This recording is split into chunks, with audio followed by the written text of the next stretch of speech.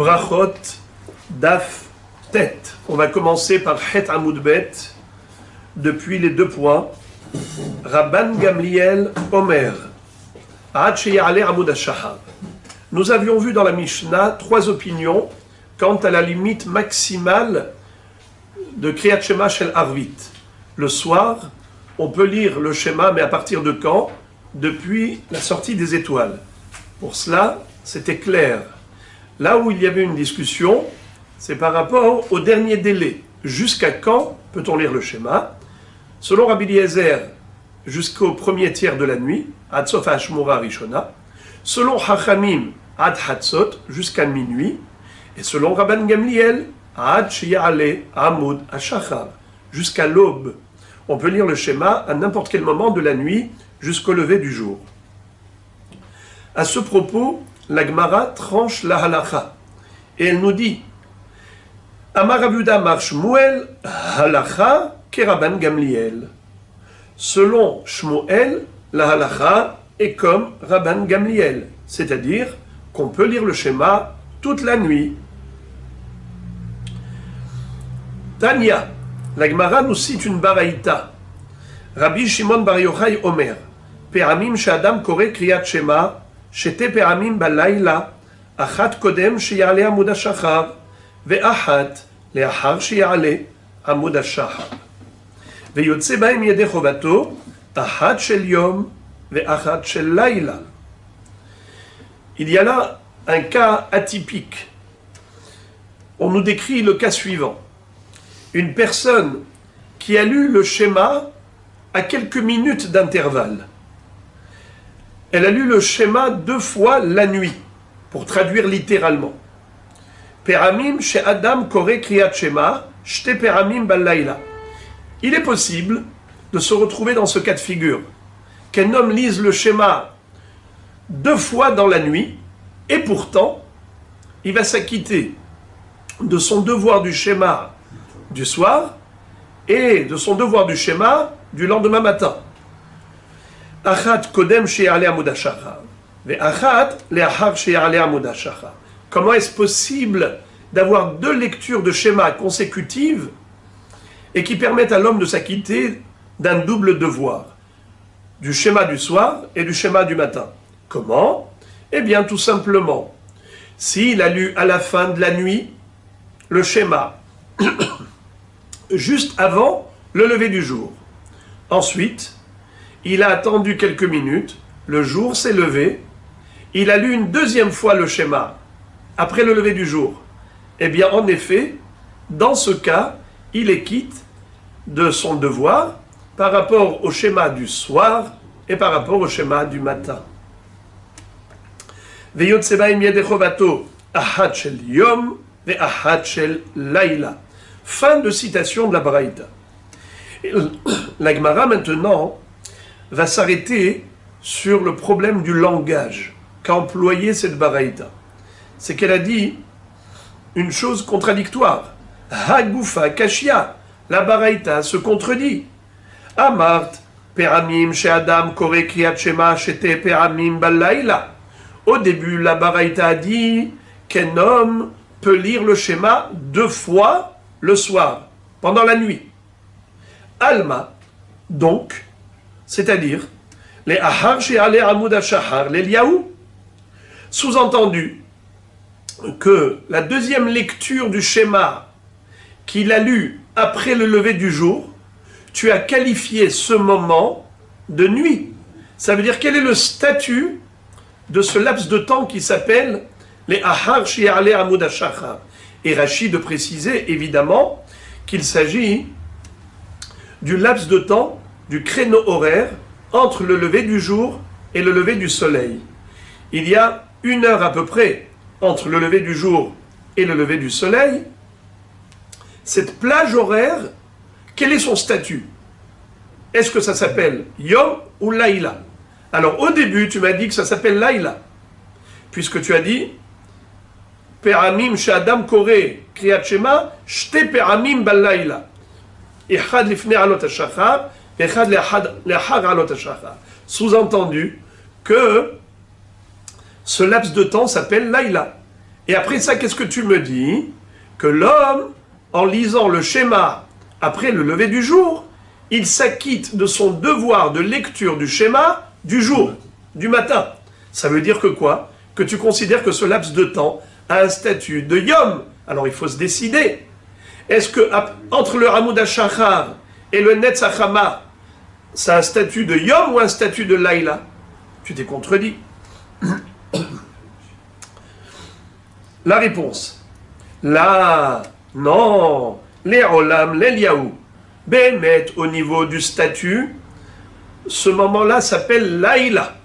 Veha dekarele yom, de ika inche de kaime beaishata. Tu veux savoir pourquoi est-ce qu'on a dit que l'homme est quitte de son devoir de lecture du schéma du matin? C'est parce qu'en effet, il y a déjà des gens qui se réveillent. Au niveau statut, le laps de temps entre le Halot HaShahar et le Netzach Hama, c'est un statut de laïla. Comme le soleil ne s'est pas encore levé, donc on est encore dans la nuit. Alors pourquoi est-ce que tu peux t'acquitter de ton devoir du schéma du matin? Si c'est la nuit encore, alors tu ne peux pas t'acquitter du schéma du matin? Réponse oui. Par rapport au schéma, eh bien tu es quitte. Pourquoi tu es quitte? Car dans la Torah, il n'est pas dit « lis le schéma le matin ». Il est dit « lis le schéma bekumecha » à l'heure du lever. Et en effet, il y a des gens qui se réveillent et qui se lèvent de leur lit, déjà depuis quand? Déjà depuis le lever du jour. Avant même le lever du soleil, ils sont déjà debout. Bekumecha, puisque la Torah a fait dépendre le zman de Kriyat Shema du matin du phénomène du réveil. Elle a dit à l'heure du réveil, à l'heure où on se lève, Bekumecha, eh bien, il y a des gens qui se réveillent même avant le lever du soleil. À ce propos, Amar Rabbi Hanina bar Rabbi Yoshua ben Levi, halacha ke Rabbi Shimon bar Yochai. Rabbi Yoshua ben Levi a tranché la halacha comme Rabbi Shimon bar Yochai, qui dit qu'en effet, un homme qui lit le schéma entre le lever du jour et le lever du soleil est quitte de son devoir de Kriyat Shema du matin. Ika de matne leha de Rabbi bar Hanina aha. Maintenant, la Gemara va nous dire que Rabbi Yoshua ben Levi, lorsqu'il a tranché la halacha, ce n'était pas par rapport au cas précédent, mais plutôt par rapport au cas suivant. Lequel? Des Tanya, comme on retrouve dans une baraïta. Une fois de plus, c'est Rabbi Shimon bar Yochai, mais cette fois-ci, il va parler au nom de son maître, Rabbi Akiva. Rabbi Shimon ben Yochai Omer, Mishum Rabbi Akiva, Pe'amim, she'adam kore kriyat shema, shete pe'amim, bayom, ahat kodem hanetzach hama, ve'ahat le'ahar hanetzach hama, ve'yotze ba'im yedei chovato, ahat shel yom, ve'ahat shel laïla. Quel est le cas de figure actuel? Un peu différent du précédent. Le cas actuel, il s'agit de quelqu'un qui lit le schéma deux fois. Une fois avant le lever du soleil et une fois après le lever du soleil. Les deux lectures ont eu lieu quand? Après le lever du jour. Mais une lecture avant le lever du soleil et une lecture quelques minutes après, c'est-à-dire après le lever du soleil. Rabbi Shimon bar Yochai nous enseigne, au nom de Rabbi Akiva, que cet homme qui a lu deux fois son schéma durant la journée peut s'acquitter de son devoir, d'un double devoir, du devoir de schéma du soir, de la nuit précédente, et du devoir de schéma du matin suivant. La lecture de schéma d'avant le lever du soleil l'acquitte du devoir du schéma du soir précédent, de la nuit précédente. Et sa deuxième lecture, celle qu'il a lue après le lever du soleil, l'acquitte de son devoir de lire le schéma ce matin. Et en lisant après le lever du soleil, is very good. Là encore, la Gemara va s'arrêter sur la formulation de cette phrase. Elle est autocontradictoire. Regardez comment la Gemara va s'exprimer. L'avant-dernière ligne. Hagufa kashia. Cette baraïta se contredit apparemment.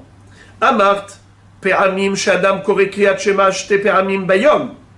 Tu as commencé par dire qu'un homme peut parfois lire le schéma 2 fois en journée. Alma, kodem hanetzachama yemamahu. Sous-entendu que ce créneau horaire qui s'appelle entre Alot HaShachar et Netzachama s'appelle Yom. Donc même avant le lever du soleil, le statut de ce laps de temps entre Alot HaShachar et le lever du soleil, Netzachama, ça s'appelle Yom.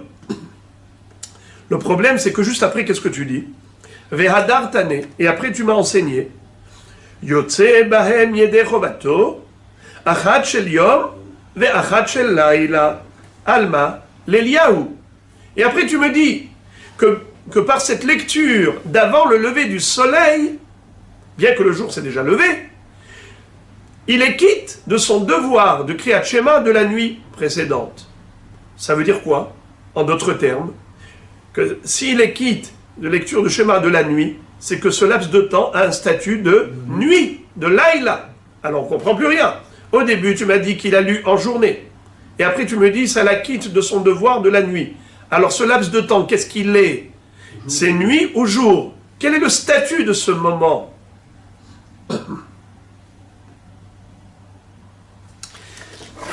Là encore, la Gemara va donner la même réponse. Et là, je passe au daftet. Là, non. Les olam yemamahu. C'est sûr que ça s'appelle Yom. Là, la Gemara maintenant nous dit que, contrairement à ce qu'on avait vu précédemment, dans la première version, on avait vu que ce laps de temps s'appelle Laïla. Et maintenant, la Gemara nous dit, ce laps de temps s'appelle Yom. Donc il y a une mahloket entre la première version et la deuxième version. Selon la deuxième version,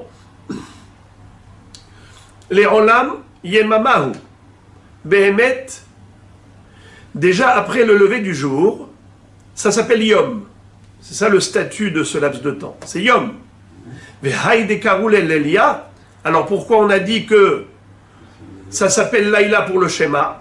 Que l'homme qui a lu le schéma à ce moment-là, il est quitte de son devoir de lire le schéma la nuit précédente. Mais ce n'est pas possible. Si tu me dis que c'est Yom, alors comment il est quitte de son devoir de Laïla? Réponse, de Ika Inche Deganu Behaïshata. Car il y a des hommes qui dorment encore à cette heure-ci. C'est-à-dire que la Torah n'a pas dit qu'il faut lire le schéma la nuit.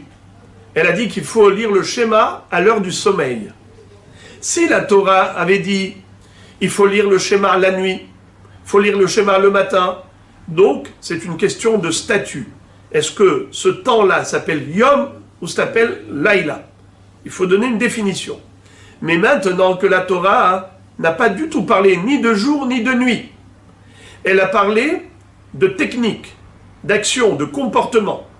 L'heure du sommeil, l'heure du réveil. Elle a parlé de Upshor Becha, Ufkumecha. De ce fait, c'est une question technique. Est-ce qu'il y a des gens qui dorment à cette heure-ci entre le lever du jour et le lever du soleil? Réponse oui. Étant donné qu'il y a encore des gens qui dorment, alors ça s'appelle Upshor Becha, à l'heure du sommeil, puisqu'il y a encore quelques personnes qui ne se sont pas encore réveillées, elles dorment encore, alors c'est considéré comme Laïla pour le schéma. Et c'est à ce propos qu'a dit Rabbi Yoshua ben Levi que la halakha est comme Rabbi Shimon bar Yochai. Amar Rabbi Aha bar Chanina, Amar Rabbi Yoshua ben Levi, halakha ke Rabbi Shimon, chez Amar Mishum Rabbi Akiva, qui nous a relaté l'enseignement de Rabbi Akiva. Amar Rabbi Zera, ubilvad shelo yomar ashkivenu.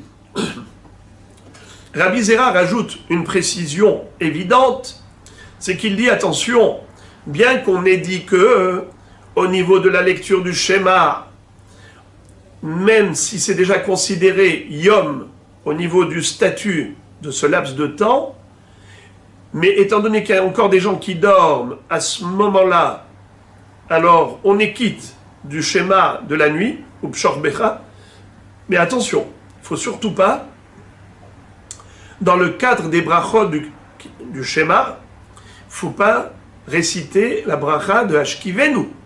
Hashkivenu, c'est qu'on demande à Kadosh Baruch Hu de nous protéger pendant notre sommeil. Ça veut dire qu'on va aller dormir et on demande à Dieu, Hashkivenu avinu le shalom.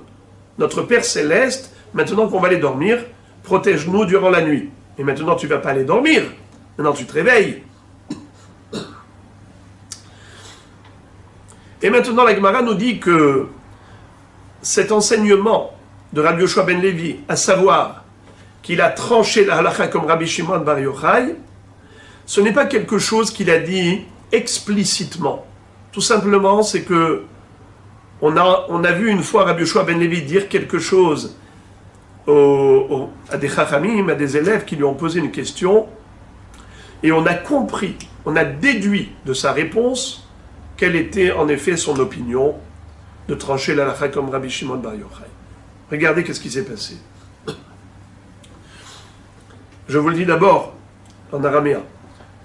Ha de Rabbi Aha bar Rabbi Hanina, Rabbi Yoshua ben Levi, lav befirouch itmar, et la miklala itmar. Rabbi Yoshua ben Levi n'a pas dit befirouch, il n'a pas dit explicitement que l'halakha est comme Rabbi Shimon bar Yochai, on l'a déduit tout seul. Dehahu zuka de Rabanan, il était une fois une paire de hachamim, un couple de hachamim, zug, c'est-à-dire deux hachamim, des ishtakur behilula debre de Rabbi Yoshua ben Levi, qui avaient assisté au mariage du fils de Rabbi Yoshua ben Levi, et comme ils avaient été mesameh chatan vekala, ils avaient bu beaucoup d'alcool, et automatiquement, ils se sont endormis après le mishté, sous l'effet de l'alcool, et ils ont dormi toute la nuit. Et le matin, ils se sont réveillés après le lever du jour, mais avant le lever du soleil. Et donc, ils sont venus voir le Rav, Rabbi Yoshua ben Levi, qui était le père du Khatan. Ils ont dit, Rabbi, qu'est-ce qu'on fait? Est-ce qu'on peut encore lire le schéma, ou c'est trop tard?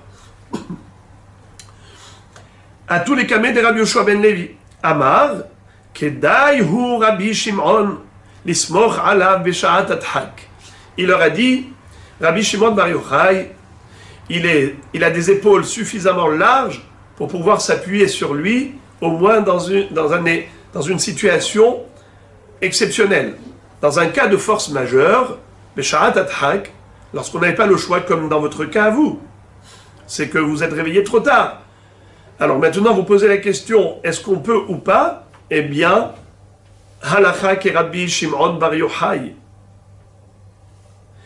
On peut compter sur Rabbi Shimon bar Yochai qui a dit que même après le lever du jour, on peut s'acquitter du schéma de la nuit. Pourquoi? Parce qu'à ce moment-là, il y a encore des gens qui dorment. Et donc ça s'appelle Beshor Becha. Entre parenthèses, il y a des gens qui utilisent cette expression des Admourim, qui disent, lorsque quelqu'un se trouve Besha'at Adhak dans la détresse, alors il peut prier Hachem par le mérite de Rabbi Shimon bar Yochai, en disant Bisroute de bar Yochai anenu, anenu bisroute de bar Yochai anenu. Akadosh Baruch Hu, réponds-nous par le mérite de bar Yochai. Kedai hu Rabbi Shimon lismoch alav besha'at adhak. Rabbi Shimon, son srout est tellement grand qu'on peut s'appuyer dessus lorsqu'on se retrouve, chas v'shalom, dans une situation délicate de détresse. Et maintenant, la Gemara continue de développer notre Mishnah. Qu'est-ce qu'on avait vu dans la Mishnah? Que Rabban Gamliel pense que le zman de la lecture du schéma de la nuit dure toute la nuit. Pas comme Rabbi Eliezer qui a dit jusqu'au tiers de la nuit, ni comme Hachamim qui ont dit jusqu'à minuit. Lui, il pense que toute la nuit est propice à la lecture du schéma. Mais ce qui est très intéressant et curieux, c'est que la Mishnah ne s'est pas suffi de mentionner son opinion. Elle nous a même raconté une histoire par rapport à cela.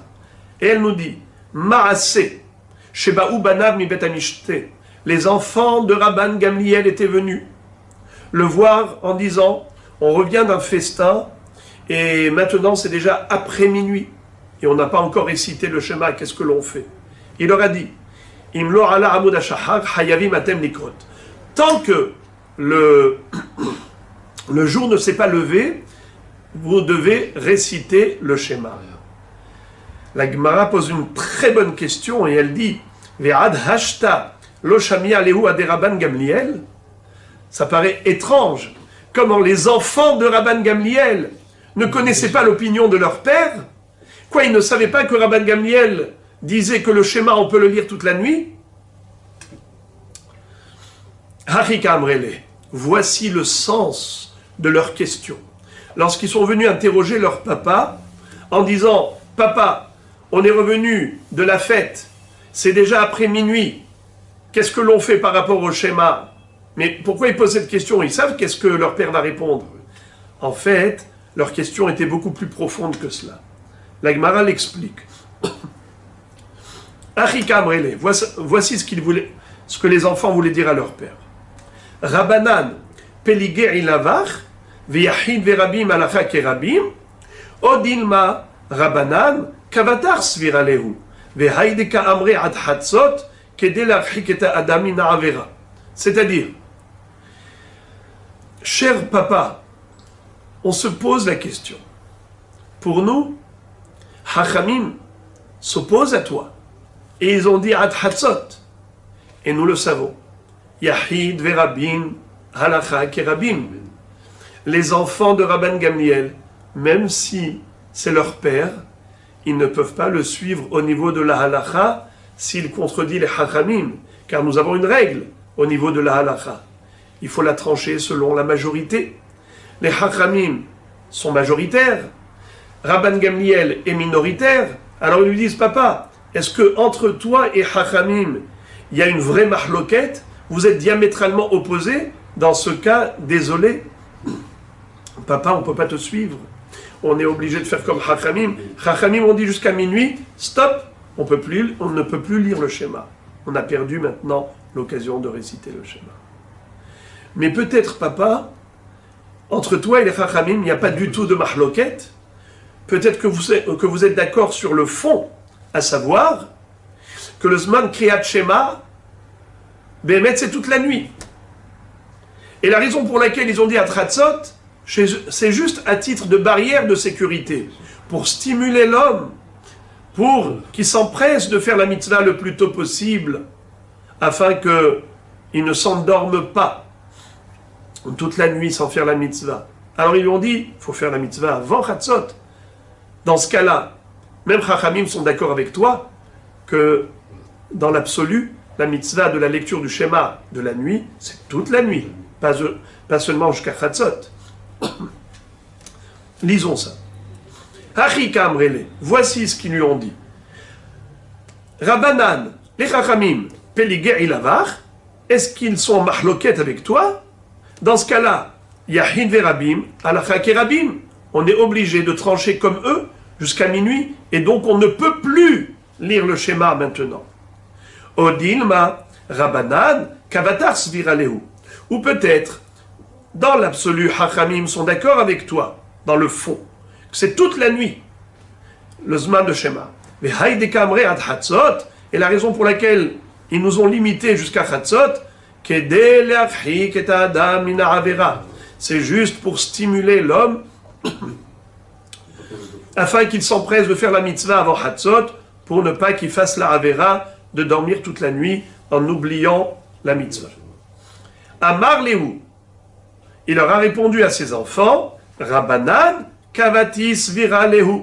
En effet, Hachamim sont d'accord avec moi que le Zman de la mitzvah c'est toute la nuit. Car Ubeshor Becha, ça ne veut pas dire lorsqu'on va aller dormir, ça veut dire quand les gens dorment. Et les gens dorment toute la nuit. Vehayavim atem. Par conséquent, vous avez l'obligation de lire le schéma maintenant, même après minuit. Alors pourquoi est-ce qu'ils ont limité l'homme en disant il faut lire le schéma avant Chatzot? pour éloigner l'homme de la faute, pour pas qu'il aille faire une sieste, et après cette sieste va durer toute la nuit.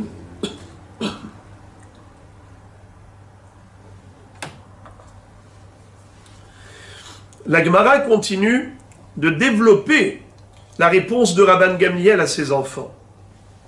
Il leur a dit, d'ailleurs, il n'y a pas que ça.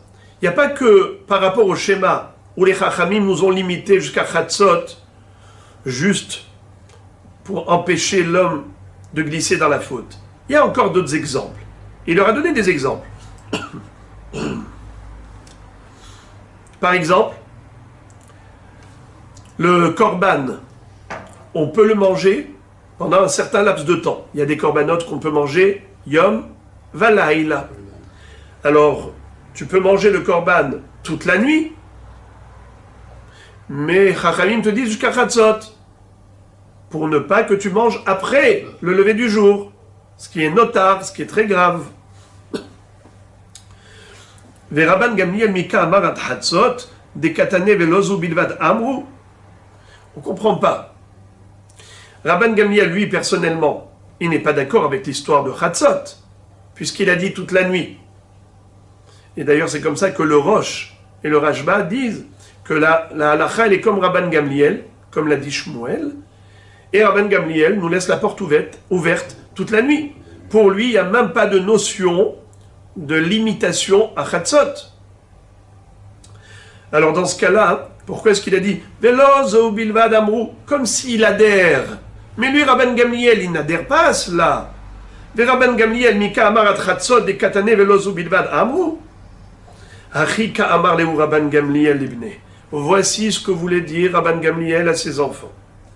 Afil ou les Rabbanan de Kamre at Chatzot, même selon les Chachamim qui ont mis une barrière de sécurité à minuit, c'est-à-dire, moi personnellement, je pense que même les Khatchila, même a priori, l'homme a le droit de lire Kriyat Shema à n'importe quel moment de la nuit. C'est sûr qu'il faut s'empresser. Zrizim Magdimin la mitzvot. Mais il n'y a pas de notion de Hatzot. Cette barrière de minuit, pour Rabban Gamliel, n'existe pas. Alors pourquoi est-ce qu'il a cité cela? Il a dit à ses enfants, même Chachamim qui ne sont pas d'accord avec moi, et qui ont mis une barrière à minuit, sachez que cette barrière, c'est pas par rapport à la halakha absolue, c'est juste pour empêcher l'homme de glisser dans la faute. Et ça d'ailleurs, ils l'ont appliqué à plusieurs autres mitzvot. Afilou les Rabbanan de Kamre ad Chatzot, mitzvatat she'ale amud hashachar, ve'hay de Kamre ad Chatzot, kedei lafhik tadamina avera. C'est sûr que le Chatzot de Chachamim, c'est juste pour empêcher l'homme de glisser dans la faute. Alors je voudrais quand même ouvrir une parenthèse pour expliquer un peu plus le sujet. Qu'est-ce que c'est que cette insistance de dire que Chachamim ont dit ad Chatzot juste à titre de barrière de sécurité? Qu'est-ce qu'on aurait pu croire sinon? S'ils sont d'accord, on dit non, ils sont d'accord avec lui, mais ils ont mis une barrière. Alors comment on aurait pu comprendre autrement les Chachamim sinon? On aurait pu comprendre autrement.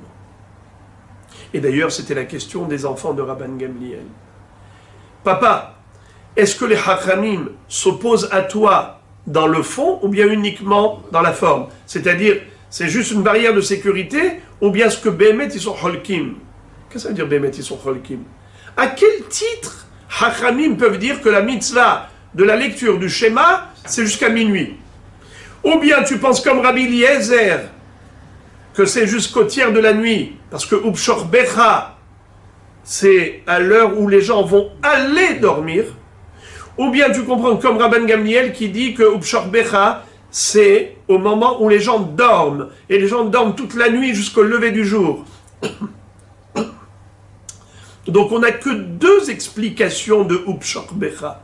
Comment Hakamim peuvent dire jusqu'à minuit, si ce n'est pas en tant que barrière? C'est sûr que c'est une barrière a priori, parce qu'on ne voit pas d'autre interprétation. Non, on aurait pu croire que Bémet Hakamim pense comme Rabbi Eliezer, que Upshor Becha, c'est lorsque tu vas aller dormir, pas pendant que tu dors, pas pendant que les gens dorment, pendant que les gens vont aller dormir. Seulement, Rabbi Eliezer pense que quelle est la plage horaire qu'il faut tenir compte pour le départ vers le lit pour aller faire dodo. D'après Rabbi Eliezer, eh bien, les gens qui sont couche-tôt, ils vont tout de suite aller dormir à la sortie des étoiles. Les couche-tard, eh bien, c'est jusqu'à Ashmoret Arishona, jusqu'au premier tiers de la nuit. Les 4 premières heures de la nuit. Ça, c'est les couche-tard. Ça s'appelle Ubshor Becha. Hachamim viennent et ils te disent, non, c'est jusqu'à minuit, les couches tard, parce qu'il y a les couches très tard.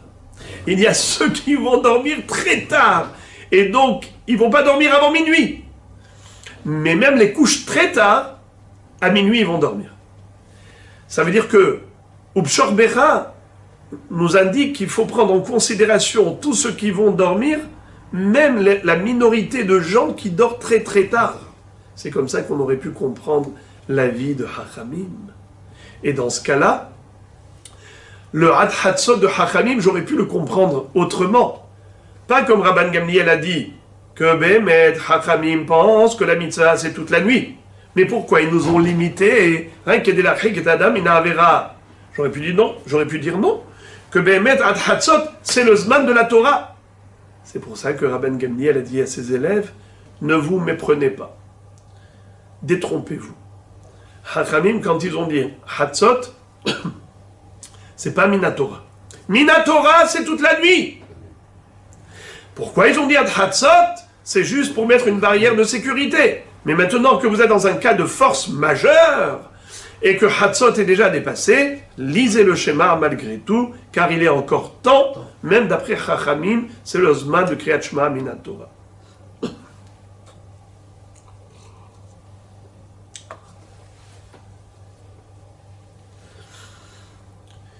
Encore, lorsque Rabban Gamliel a cité des exemples de mitzvot qui s'appliquent toute la nuit, il a cité l'histoire de Korban. Vous savez qu'un Korban, on lui fait la shrita en journée, on fait Zrikat Adam en journée, et ensuite, la combustion des graisses et des membres, ça peut se faire pendant la nuit. Pas obligé que ce soit fait en journée. Mais il y a aussi Achila, comme on vient de le dire, les korbanot, on peut les manger, par exemple, le korban korban hatat, korban hacham, korban minha, korban toda, tout cela, nechalim, les yom valayla. Mais après que la nuit a passé, ça y est, c'est notard. À ce propos, il est dit que Hachamim ont dit Ad Hatzot. Faut pas manger plus tard que Hatzot. De peur qu'on arrive à manger après le lever du jour.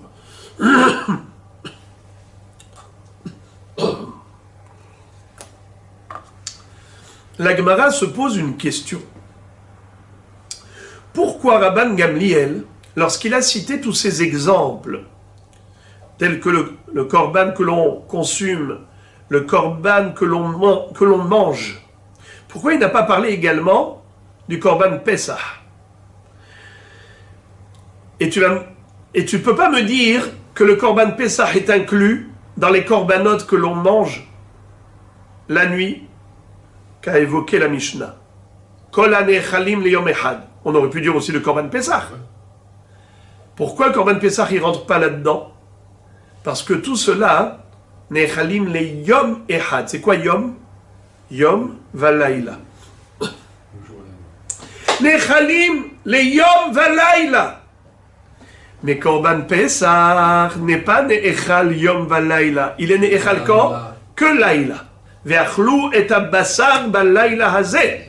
Étant donné que le korban Pesach ne se consomme que pendant la nuit, donc c'est sûr qu'il ne fait pas partie de ce qu'a évoqué Rabban Gamliel dans la Mishnah, lorsqu'il a dit Kol hanechalim leyom echad, il faisait allusion à quel korbanot, comme j'ai dit, Hatat, Hacham, Mincha, Toda. La Gemara enfonce le clou de la question en citant la braïta suivante, au travers de laquelle on constate qu'en effet, la mitzvah de manger le Korban Pessah dure toute la nuit. Ça veut dire qu'on peut manger le Korban Pessah pendant toute la nuit. Alors pourquoi Rabban Gamliel n'a pas cité également cet exemple pour dire Kol hanechalim leyom echad mitzvatan ad she'aleh amud hashachar hekter halavim ve'evarim mitzvatan ad she'aleh amud hashachar lechol korban pesach mitzvato ad she'aleh amud hashachar. Pourquoi il n'a pas cité la consommation du Korban Pessah? Pourtant, dans une baraïta, il est écrit clairement Kriyat Shema de Arvit, Hallel du soir de Pessah, du Seder de Pessah, Achilat Pessah et la consommation de l'agneau pascal, Mitzvatan ad she'aleh amud hashachar, ces trois mitzvot sont applicables jusqu'à l'aube. Réponse Amar Rabbi Yosef Lakashia. Ha Rabbi Elazar ben Azaria, Ha Rabbi Akiva. La réponse, c'est que notre Mishnah, c'est-à-dire Rabban Gamliel, lui pense comme Rabbi Elazar ben Azaria, pas comme Rabbi Akiva. On va voir dans 2 secondes que Rabbi Elazar ben Azaria et Rabbi Akiva sont en mahloket à propos du zman imparti à la consommation de l'agneau pascal. D'après Rabbi Elazar ben Azaria, on ne peut manger le Korban Pessah que jusqu'à Hatzot, comme l'a Afikoman d'ailleurs. Mais d'après Rabbi Akiva, on peut manger Korban Pessah toute la nuit. Alors Rabban Gamliel, pourquoi il ne pouvait pas citer le Korban Pessah, la consommation de l'agneau pascal, parmi les mitzvot qui durent toute la nuit? Parce qu'il pense, comme Rabbi Elazar ben Azaria, qu'en effet, on ne peut pas manger le Korban Pessah toute la nuit.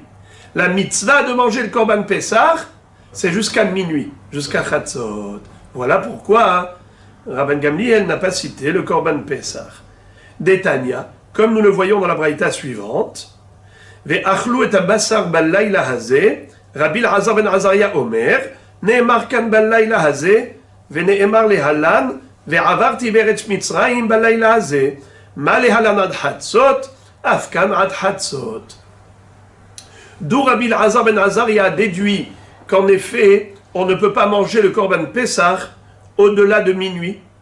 D'où il sait qu'on est limité à Hatzot. Il apprend du mot hazé. Le même mot, hazé, on le retrouve à propos du Korban Pessah. Ve'achlou et abasar ballayla hazé. Mais on le retrouve également à propos de la mort des premiers-nés égyptiens.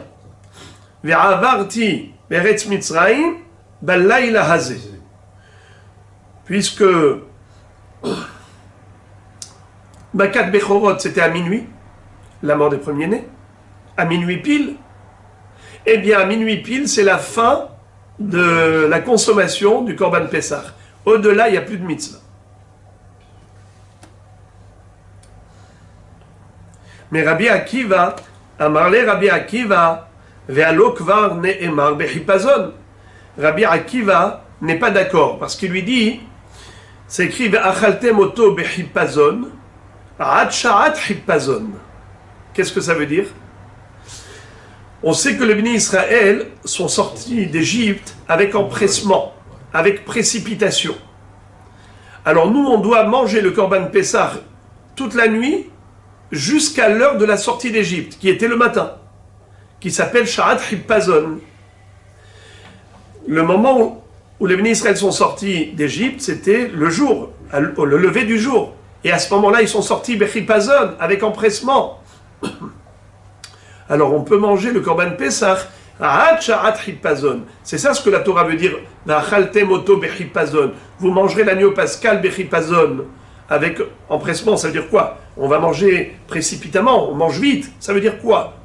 Eh bien, ça veut dire jusqu'à l'heure du Hippazon, jusqu'à l'heure de l'empressement des bénis Israël au moment de la sortie d'Égypte.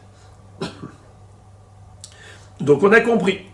Étant donné que Rabban Gamliel pense comme Rabbi Elazar ben Azaria que la limite de la consommation du Korban Pessah c'est Chatzot, alors évidemment, il ne pouvait pas citer cela comme exemple de Hatsheyal et Amud Hashachar, puisqu'on ne peut pas manger le Korban Pessah jusqu'à l'aube. Maintenant, la Gemara va rentrer dans les détails des détails de cette mahloket qui a eu lieu entre Rabbi Akiva et Rabbi Elazar ben Azaria. Regardez la question de la Gemara. Bishlama. Pardon. La Gemara d'abord pose la question et elle dit Imken matalmud lomar balaïla. Dans ce cas-là, si tu me dis que, d'après Rabbi Akiva, on peut manger le Korban Pessah durant toute la nuit. Pourquoi? Parce que la Torah écrit V'achaltem oto bechipazon, qui veut dire Ahat sharat hipazon, jusqu'à l'heure de la sortie d'Égypte le matin. Imken matalmud lomar balaïla. Alors pourquoi est-ce qu'il fallait écrire Ve'achlu et abassar balaïla hazé? Mais ça va de soi. Si tu me dis que tu peux manger le korban jusqu'à l'aube, ça veut dire toute la nuit. Alors pourquoi tu as besoin de préciser la nuit? Réponse Yachol yehenechal kekodashim bayom talmud lomar balaïla balaïla unechal velo bayom. Si la Torah n'avait pas écrit balaïla, on aurait pu se tromper et croire que le korban Pessah il peut être mangé déjà depuis le 14 Nissan l'après-midi. L'après-midi du 14 Nissan, au moment où on fait la shrita, nous, qu'est-ce qu'on doit faire? On doit attendre la tombée de la nuit pour le rôtir et le manger. On ne peut pas le manger l'après-midi. Il faut attendre la sortie des étoiles pour manger l'agneau pascal. Mais si la Torah n'avait pas écrit « Ve'achlu et abassar balaïla hazé », nous aurions pu croire que depuis quand on peut déjà le manger? Comme tous les korbanot, après la shrita, après Zrikat Adam, on émactire les imurim, on mange. Donc, on aurait pu penser que l'agneau pascal, puisque c'est un kadashim kalim, ce serait comme shlamim, on peut le manger immédiatement, bayom. C'est pour ça que la Torah écrit balaïla. Le délai maximal, c'est jusqu'à l'aube, jusqu'à Shatripazon, ça on le sait. Mais à partir de quand on peut le manger? Nous aurions pu croire qu'on peut le manger juste après la shrita et la zrikat adam. La Torah te dit non, tu ne peux pas encore manger l'agneau pascal l'après-midi, attends la tombée de la nuit. C'est pour ça que c'est écrit balaïla. Encore une question, et cette fois-ci, c'est pas à Rabbi Akiva qu'on s'adresse, plutôt à Rabbi Elazar ben Azaria. Non, encore une fois à Rabbi Akiva. Bishlama le Rabbi Elazar ben Azaria, deit le gzerat shava, itzterich le mirtav le hazé, ela le Rabbi Akiva, hay hazé, may avid le. C'est-à-dire, d'après Rabbi Elazar ben Azaria, la Torah écrit un mot spécialement pour faire une gzerat shava, une analogie grâce à un mot commun. Ve'achlu et abassar balaïla hazé, cette nuit. Et on retrouve hazé dans Makat Bechorot. Ve'avarti beretz Mitzrayim balaïla hazé. Ce hazé nous permet de faire la gzera shava, faire l'analogie. Mais d'après Rabbi Akiva, qui lui ne fait pas cette analogie pour dire comme Makat Bechorot c'est à Chatzot, ainsi manger le Korban Pessah c'est jusqu'à Chatzot, parce que lui permet toute la nuit. Donc le mot hazé, à quoi il sert? On aurait pu écrire Ve'achlu et Pessah balaïla. Réponse les maouté laïla aher, hudeata. C'est venu pour exclure une autre nuit, une deuxième nuit. Pourquoi? J'avais besoin d'exclure la nuit suivante pour nous dire qu'on ne peut pas manger le Korban Pessah le 16 Nissan, uniquement le 15 Nissan, le 14 au soir, mais pas le 15 au soir. Et pourquoi j'aurais pu penser que l'agneau pascal est mangeable les deux nuits? Sal kadata chamina, car tu aurais pu dire Ho'il ou Pessah kadashim kalim ou shlamim kadashim kalim, puisque le korban Pessah fait partie de quelle catégorie? Kadashim kalim, les korbanot de kedusha légère. Et shlamim aussi fait partie de quelle catégorie? Kedusha légère. Alors j'aurais pu croire Ma shlamim nechalim ni shnei yamim velayla ehad. Af Pesach nechal shnei lelot bimkom shnei yamim. Veyeh nechal shnei lelot veyom ehad. C'est-à-dire, j'aurais fait un parallèle en disant comme ça. Quelle est la durée de temps de consommation du korban shlamim? On le sait, shnei yamim velayla ehad. Yom, layla, yom. Le jour de la shrita, c'est yom. On peut manger immédiatement le korban après la zrikat adam. Et on peut manger aussi la nuit qui suit, cette viande. On peut la manger également le lendemain en journée. Mais attention, on doit s'arrêter de manger à la tombée de la nuit. Donc, Shnei Yamim Velayla Echad. Yom, Laila, Yom. Pessah, j'aurais fait à l'envers. Puisque le Pessah, ça commence quand le temps de consommation? La nuit. Alors j'aurais fait comme ça. Nuit, jour, nuit. J'aurais pu croire que le zman de consommation du Korban Pessah, c'est comme tous les Kadashim Kalim, puisque Pessah c'est aussi Kadashim Kalim. Sauf que les Kadashim Kalim en général, comme Shlamim, c'est Yom, Laila, Yom, Shneyamim Velayla Echad. J'aurais fait pour le Pessah, j'aurais fait le contraire. Shtelelot Veyom Echad. 2 nuits et une journée. Nuit, le 14 Nissan au soir, le lendemain en journée, et la deuxième nuit qui suit, et je m'arrête au matin, pour avoir un parallèle entre Kadashim Kalim et Kadashim Kalim. C'est ce qu'on aurait pu croire. Alors c'est cela ce que la Torah vient te dire. Attention! Ne te trompe pas, ne fais pas erreur. Pessah, c'est spécial. La durée de temps de consommation du Pessah, c'est que la première nuit. C'est plus court qu'un Kadashim Kalim normal. C'est juste la première nuit. Le 14 Nissan au soir, qui est la nuit du 15 Nissan. Entre parenthèses, il y a une mahloket entre Rashi et d'autres Rishonim, à savoir, quelle était la Hava Amina? Cette éventualité de croire que le Korban Pessah est mangeable pendant 2 nuits et une journée, d'après Rashi, il n'était pas question de faire manger l'agneau pascal en journée. Puisque la Torah dit « Ve'achlu ta Pesach bal Laila ». Donc Laila, c'est Laila. Donc, qu'est-ce qu'on aurait pu croire? 2 nuits, mais pas la journée. Alors pourquoi la Gemara a parlé de la journée? Rashi dit que c'est juste pour dire que la journée, elle n'est pas disqualifiante. C'est-à-dire qu'en général, lorsqu'on a dépassé le zman d'un korban, eh bien, le korban, il est pasoul, il est notar. Nifsal Belina, avec la nuit qui a passé, Gamarnou, disqualifié. Mais là, en l'occurrence, par rapport au Korban Pessah, nous aurions pu croire que la journée n'est pas disqualifiante. Et on peut encore manger cette viande de l'agneau pascal le lendemain soir. Mais il n'était pas question de manger l'agneau pascal en journée, puisque c'est écrit vers Tabessar Balaïla. D'autres Rishonim disent non. Il faut prendre les mots de la Gemara à la lettre. C'est-à-dire, j'aurais fait un vrai parallèle entre Pessah et Kadashim Kalim. Comment ça se passe pour Shlamim? Yom, Laila, Yom. Eh bien ici, j'aurais fait le contraire. Laila, Yom, Laila. Et j'aurais mangé le Korban Pessah même en journée. Tu vas me dire, c'est écrit, Laila. Laila, c'est juste le début. C'est pour déterminer la limite du début de consommation du Korban Pessah. Donc, je ferme la parenthèse par rapport à cette marloquette. Et on continue l'approfondissement de la Gemara à propos de cette analyse. La Gemara demande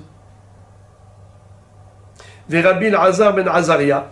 Et lui, Rabbi Elazar ben Azaria, d'où sait-il qu'en effet, on ne peut pas manger le Korban Pessah la deuxième nuit, n'est-ce pas? Puisque d'après Rabbi Akiva, le Hazé, c'est Hazé Halaïla Hazé et pas Laïla Aher, pour exclure l'erreur éventuelle. Et Rabbi Elazar ben Azaria, qui a déjà utilisé le Hazé pour la Xera Shava, alors d'où il va savoir, d'où il va déduire qu'on ne peut pas manger le Korban Pessah la deuxième nuit? Lui répond, Milototiru ad boker nafka. Il dit, mais c'est évident qu'on ne peut pas manger la deuxième nuit. Parce que déjà, au matin, au premier matin, déjà, tu n'as plus le droit de manger. Lototiru, c'est même assourd de laisser de la viande jusqu'à l'aube. Lototiru mimeno ad boker. Donc, de ce fait, c'est sûr que tu ne peux pas manger la deuxième nuit. Rabbi Akiva.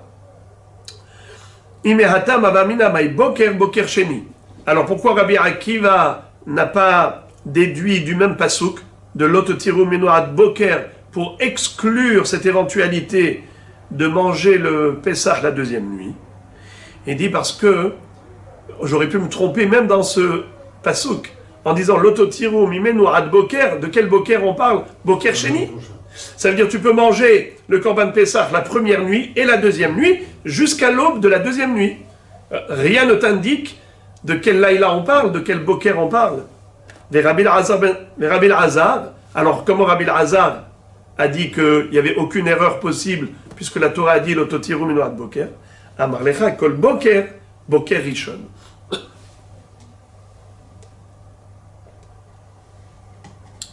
D'après Rabbi Azar, si la Torah a écrit l'ototiru minoat Boker et t'as pas dit Boker Sheni, c'est forcément Boker Rishon, donc il n'y avait aucune erreur possible. Et maintenant la Gemara fait un parallèle entre cette mahloket de Tanaïm, à savoir Rabbi Azar ben Azaria et Rabbi Akiva, qui sont en mahloket quant au temps de consommation du Korban Pessah. Est-ce qu'on est limité à Hatzot ou est-ce qu'on a toute la nuit pour manger l'agneau pascal? On retrouve cette mahloket par rapport à d'autres Tanaïm.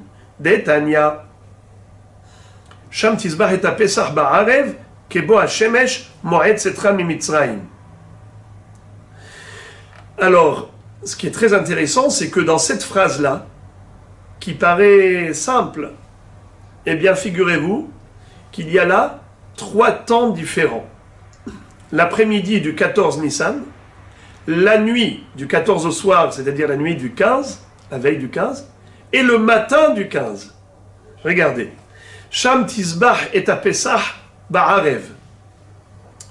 Au Beth Amikdash, tu vas faire le Korban Pessah Ba'arev. C'est quoi Arev? C'est l'après-midi du 14. Ça s'appelle Erev, parce que le mot Erev, parfois ça veut dire la nuit, le soir. Comme par exemple la veille de Kippour, c'est écrit Ve'innitem et nafshotechem betisha la chodesh Ba'arev. Et là-bas, Erev, c'est la nuit. Et ici, Erev, c'est l'après-midi. Pourquoi? Parce que lorsque le soleil commence à se coucher, au moment où il est au zénith, il commence à se coucher vers l'ouest. Alors il y a le premier Erev, il y a le deuxième Erev, c'est-à-dire le début du coucher du soleil et la fin du coucher du soleil quand il se couche totalement à l'ouest. Entre les deux, ça s'appelle Ben Arbaïm. Entre le premier Erev, deuxième Erev. Le Erev qui démarre l'après-midi et le Erev qui clôture l'après-midi et qui est déjà le soir. Quand la Torah te parle de la nuit, elle te parle aussi de Erev, donc forcément, Erev, c'est l'après-midi. Comme ici dans ce pasouk. Sham Tizbah et Pesach Ba'arev. Tu vas faire la shhita du Korban Pessah quand? Dans le Erev, c'est-à-dire l'après-midi. Kebo Hashemesh, c'est quoi Beat Hashemesh? C'est le coucher du soleil, c'est la tombée de la nuit, la sortie des étoiles. Moed Setra Mimitzraim, le moment de la sortie d'Égypte. Quand est-ce qu'on est sorti d'Égypte? Le matin. Donc on a 3 temps. Après-midi du 14, la nuit du 15, le matin du 15. Rabbi Eliezer Omer Ba'erev Ata Zoveach. L'après-midi du 14 Nissan, Ata Zoveach. Tu fais la shrita de l'agneau pascal. Ou Kebo Hashemesh Ata Ochel. Et au coucher du soleil, c'est-à-dire à la tombée de la nuit, tu manges l'agneau pascal. Ou Moed Setra Mimitzraim Ata Soref. C'est-à-dire, et à l'heure de la sortie d'Égypte, à ce moment-là, tu brûles ce qui reste de la viande non consommée durant la nuit du 15. Le notar, tu le brûles. Rabbi Yoshua Omer, ça c'était Rabbi Eliezer. Rabbi Yoshua va dire presque la même chose. D'ailleurs, on aura du mal à comprendre quelle est leur mahloket. Et la Gemara va en fait nous expliquer. Rabbi Yoshua Omer Ba'erev Ata Zoveach. Oui, l'après-midi, tu fais la shrita, le 14 après-midi. Kebo Hashemesh Ata Ochel. À la tombée de la nuit, tu manges l'agneau pascal. Ve'ad matai Ata Ochel ve'olech. Et jusqu'à quand tu peux encore manger l'agneau pascal? Ad Moed Setra Mimitzraim. Jusqu'à l'aube, qui est en fait le temps de la sortie d'Égypte. Puisque les bénis Israël sont sortis d'Égypte le matin. En d'autres termes, Rabbi Eliezer, lui, a dit tu manges la nuit, mais il ne nous a pas dit jusqu'à quand pendant la nuit. Rabbi Yoshua nous a dit tu manges la nuit, mais jusqu'à quand? Jusqu'à l'aube. Alors dans ce cas-là, Rabbi Eliezer, qui n'a pas dit jusqu'à l'aube, c'est jusqu'à quand? Jusqu'à Hatzot, jusqu'à minuit. Comme qui? comme Rabbi Elazar ben Azaria, qui avait dit que le Zman de Korban Pesach, de Achilat Korban Pesach, c'est jusqu'à Hatzot. Donc c'est ce que la Gemara a dit. Hanetanae ke Hanetanae, les deux Tanaïm premiers, à savoir Rabbi Elazar ben Azaria et Rabbi Akiva, ont la même achloket que Rabbi Eliezer et Rabbi Yoshua.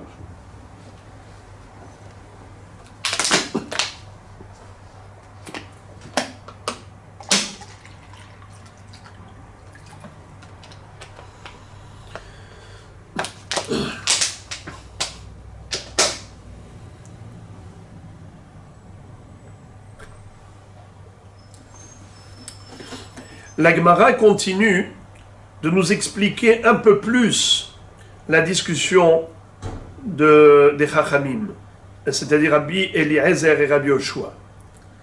Amar Rabbi Abba, Hakol modim kshenig'alu Israël mimitzrayim lo nig'alu ela ba'erev. Shenemar hotzi Hashem elokecha mimitzrayim laila.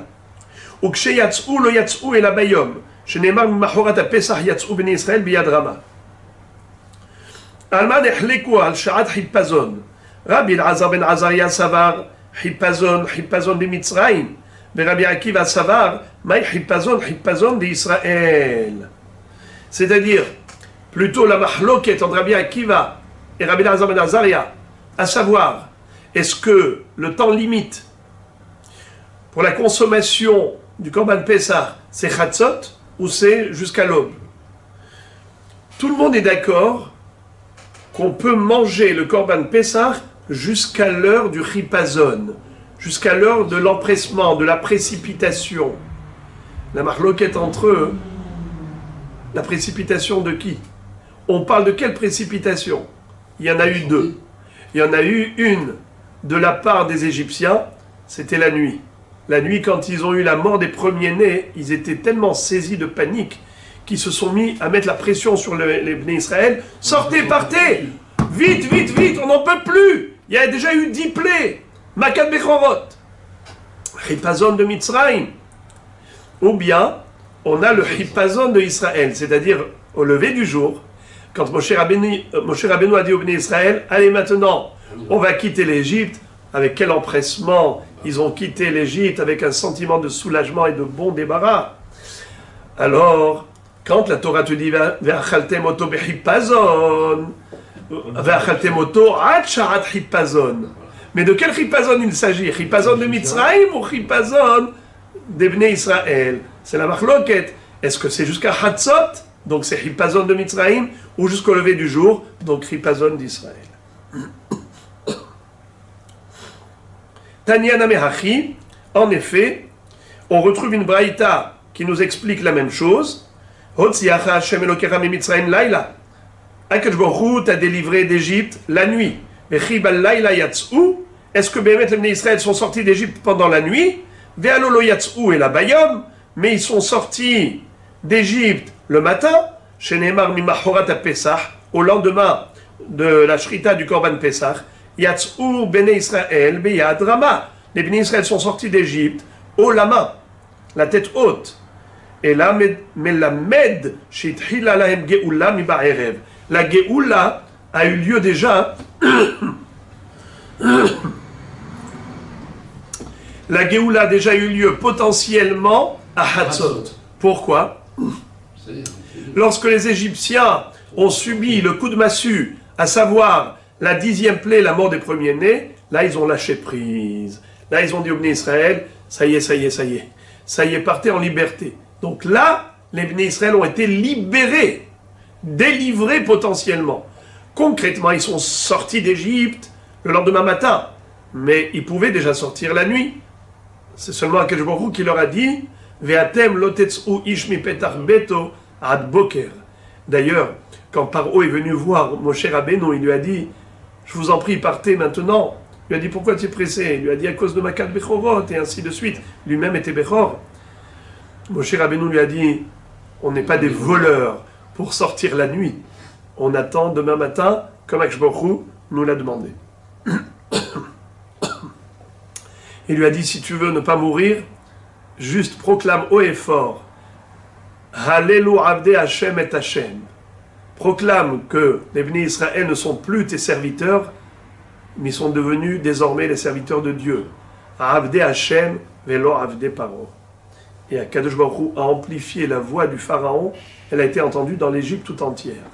Donc, à Hatzot, ils étaient déjà Geulim, déjà délivrés. Puisqu'on a parlé de la sortie d'Égypte, la Gemara va commenter certains psukim qui sont relatifs à la sortie d'Égypte. Comme par exemple le butin. On va immédiatement voir le sujet du butin. Il est dit que les Béné Israël sont sortis d'Égypte avec une grande richesse, de l'argent et de l'or, des vêtements et de tous les biens qu'ils ont empruntés auprès des Égyptiens. Et ça, c'était sur la demande insistante d'Akadosh Baruch Hu, qui a insisté pour que les Béné Israël sortent d'Égypte avec un grand butin. Lisons. Daberna be'ozne ha'am. Je vous lis tout le pasouk, vous n'avez pas sous les yeux. Daberna be'ozne ha'am v'ish'alu ish me'ed re'ehu ve'isha me'ed re'uta kle kesef uchle zahav. Ça veut dire que Hachem dit à Moshe, demande s'il te plaît aux Béné Israël qu'ils aillent emprunter les hommes, des hommes et les femmes, des femmes égyptiennes, des ustensiles en or et en argent.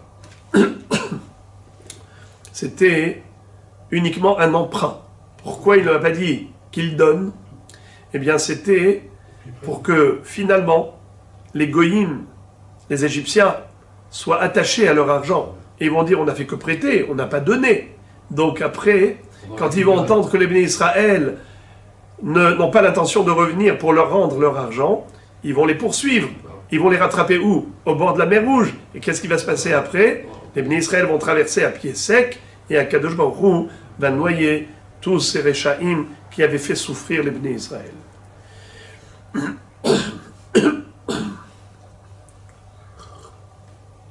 Daberna, demande s'il te plaît. Amré de Rabbi Yanaï. Rabbi Yanaï nous enseigne Enna ela lashon bakasha, que le terme na, c'est une supplication, comme si Akadosh Baruch Hu suppliait Moshe Rabbeinu pour aller voir les Béné Israël et supplier les Béné Israël d'emprunter de l'argent. Amarlo Akadosh Baruch Hu le Moshe bevakasha mimcha. L'herve est mort lahem le Israël. Bevakasha mikem. Sha'alu mimitzraim. Kele kesef uchle zahav. Allez-y, empruntez de l'or et de l'argent. Très étonnant. Si je veux vous offrir un cadeau, si vous voulez très bien, vous ne voulez pas, tant pis. Qu'est-ce que c'est que cette insistance? Pour quelle raison? Réponse. Shelo yomar oto tzadik. Va'avadum ve'inu otam kiyem bahem.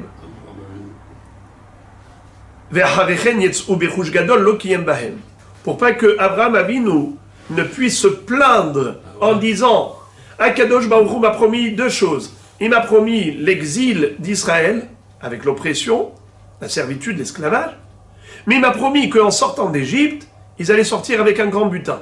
Alors, j'ai vu l'accomplissement de la première moitié de la promesse, mais j'ai pas vu la deuxième moitié. Mes enfants sont sortis les mains vides d'Égypte. Pour pas qu'Abraham Avinu ne puisse se lamenter ainsi, eh bien, je voudrais que tu insistes auprès des Béné Israël afin qu'ils sortent les mains pleines et pas une main devant, une main derrière.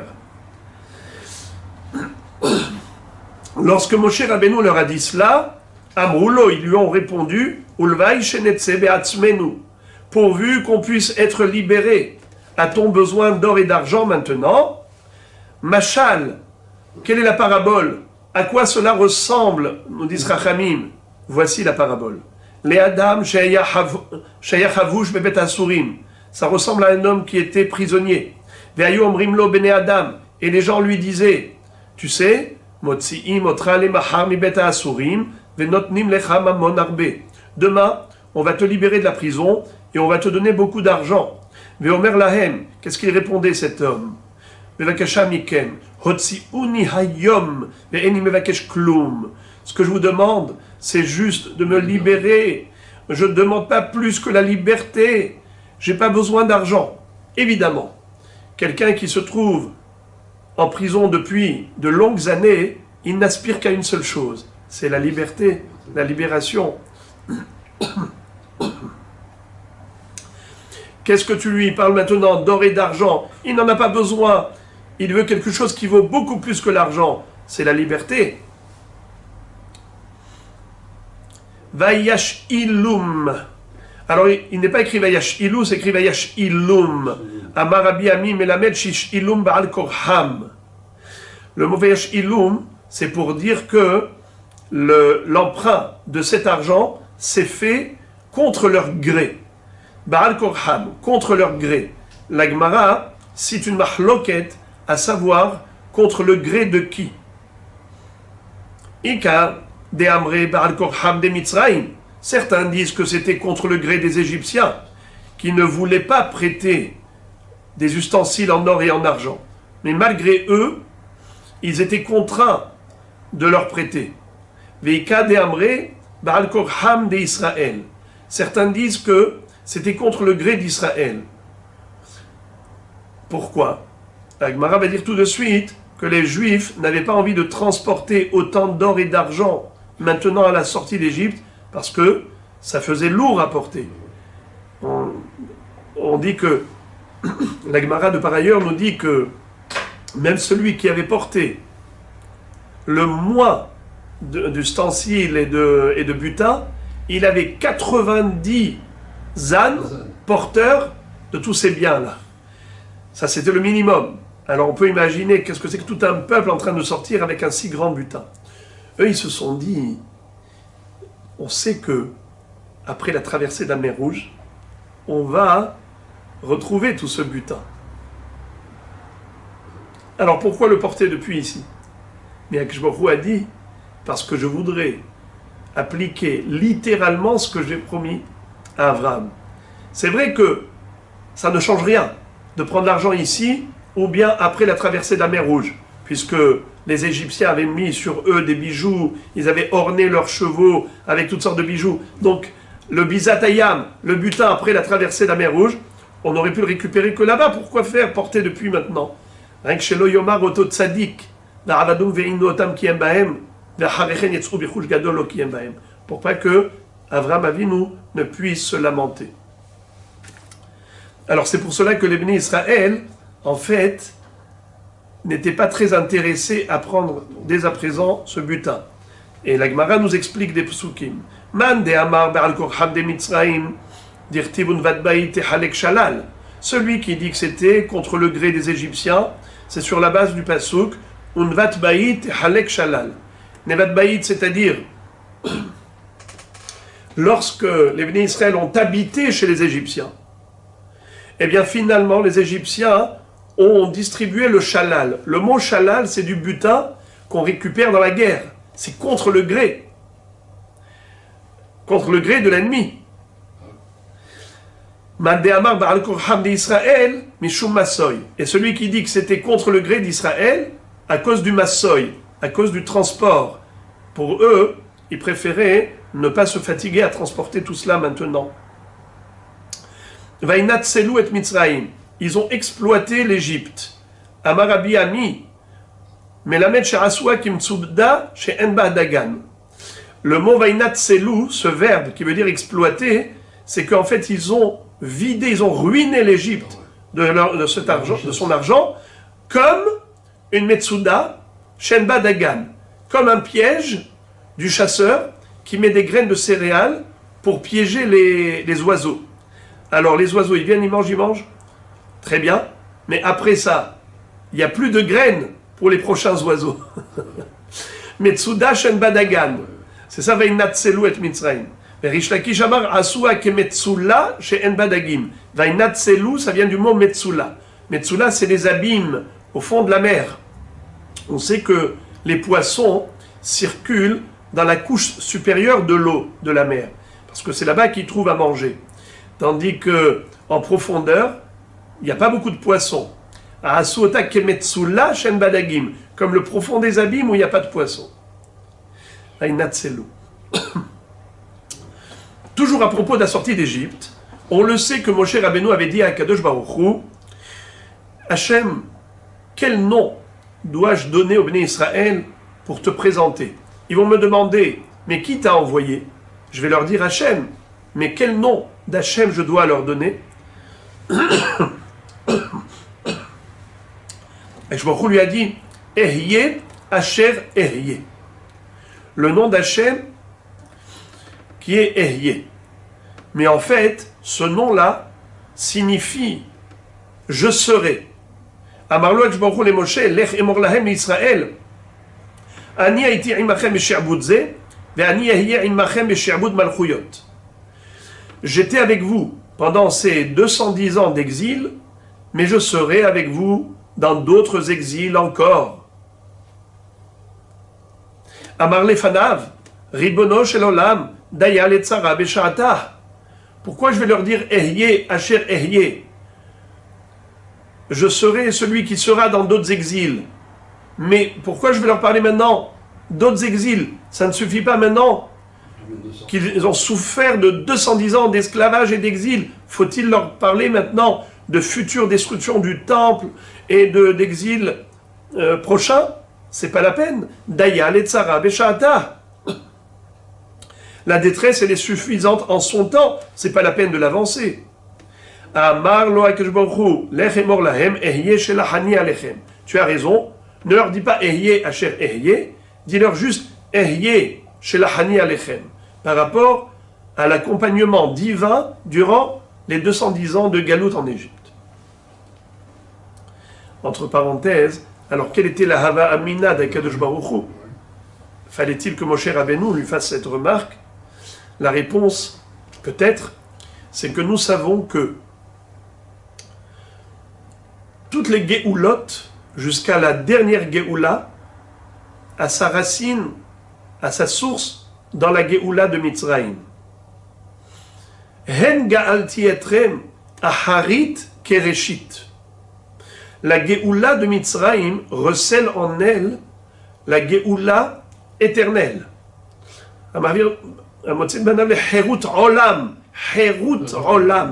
Donc cette Géoula de Mitzrayim, c'est la base de toutes les Géoulot. C'est pour cela qu'il leur dit Ehyeh Asher Ehyeh, sachez que maintenant, vous êtes Géoulim. Alors même s'il va y avoir encore des exils, mais Ehyeh Asher Ehyeh.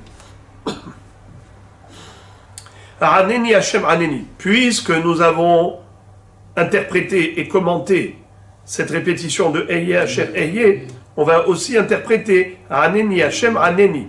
Le même verbe a été répété 2 fois. Réponds-moi Hachem, réponds-moi. C'est qui a dit ça? Eliyahu Hanavi, au moment où il a voulu démontrer que le seul maître du monde, c'est Akadosh Baruch Hu. Et donc il avait défié les prêtres du Baal, avec tous les prophètes du Baal, et il leur a dit, écoutez, on va maintenant faire une démonstration. Il va dire à tout le peuple devant le mont Carmel, il n'y a qu'un seul Dieu, il n'y a qu'un seul Créateur. Si vous pensez que c'est le Baal, allez-y faire de l'idolâtrie. Mais pas un jour chez Hachem, un jour à la Avodah Zara. Eh bien, après que eux ont échoué, ils avaient construit leur autel avec le bûcher, avec le bœuf dessus, et ils appelaient à Baal Anenu, le Baal répond-nous. Ils étaient très malins. Ils avaient programmé leur coup. C'était quoi leur plan? Ils avaient demandé à Hiel Beta Eli de se cacher en dessous de l'autel. Ils avaient fait un trou dans le Misbéach. Ils lui ont dit, dès qu'on va dire à Baal Anenu, avec ta torche de feu, tu mets le feu dans le bûcher. Et comme ça, on va faire croire au peuple que la Avodah Zara existe. Mais Akshbochou a envoyé un serpent qui a piqué Hiel Beta Eli. Il est mort sur le champ. Et eux, ils avaient beau appeler à Baal Anenu, en kol ben roné, pas de réponse. Et Eliyahu Hanavi se moque d'eux, il leur dit peut-être qu'il dort, peut-être qu'il est aux toilettes. Vayhi ba'alot minha. À l'heure de Minha, il invite tous les bénis Israël et leur dit venez maintenant, venez de ce côté. Et c'est là qu'il a demandé de mettre beaucoup d'eau. Pourquoi il a demandé de mettre de l'eau? Parce qu'il leur a dit si c'est du feu terrestre, l'eau éteint le feu. Mais si c'est du feu céleste, eh bien le feu céleste consume même l'eau. Et c'est ce qui s'est passé. Dès qu'il a dit Aneni Hashem Aneni, il y a eu un feu céleste qui est arrivé et qui a tout consumé le bœuf sur le bûcher, et même l'eau qui était dans les tranchées a été complètement desséchée avec ce feu. Alors pourquoi est-ce qu'il a dit 2 fois Aneni Hashem, Aneni. 2 fois, réponds-moi. Amar Rabbi Abahu. Lama Amar Eliyahu Aneni Shete Peramim, Melamed Shamar Eliyahu Lifnei HaKadosh Baruch Hu. Ribono Shel Olam, Aneni Shetered Esh Min HaShamayim, Vetochal Kol Asher Al HaMizbeach. Le premier Aneni, c'est réponds-moi Hashem, dans le sens que tu m'envoies ce feu céleste qui sera la démonstration de ton existence en tant que créateur du monde, maître du monde. Et deuxièmement, va aneni shetasiach da'atam kedei shelo yomru ma'aseh kshafim hem. Fais en sorte qu'ils n'osent pas dire que tout ce que j'ai fait c'est que de la sorcellerie. Et qu'ils avouent et qu'ils reconnaissent l'existence d'Hachem. Kedei shelo yomru ma'aseh kshafim hem. Shenemar ve'ata hasibota et liba mahoranit. Toi, Kadosh Baruch Hu, tu as orienté leur cœur dans le bon sens, contrairement à ce qu'ils faisaient jusqu'à présent dans l'Avodat Zara. Maintenant, ils vont dans le droit chemin de l'Avodat Hashem. Et c'est ce qui s'est passé. Ils ont proclamé haut et fort Hashem Hua Elokim, Hashem Hua Elokim. C'est Akadosh Baruch Hu, le maître du monde, et ils ont fait une Teshuvah Shlema grâce à Eliyahu Hanavi. Bruchim Tihi.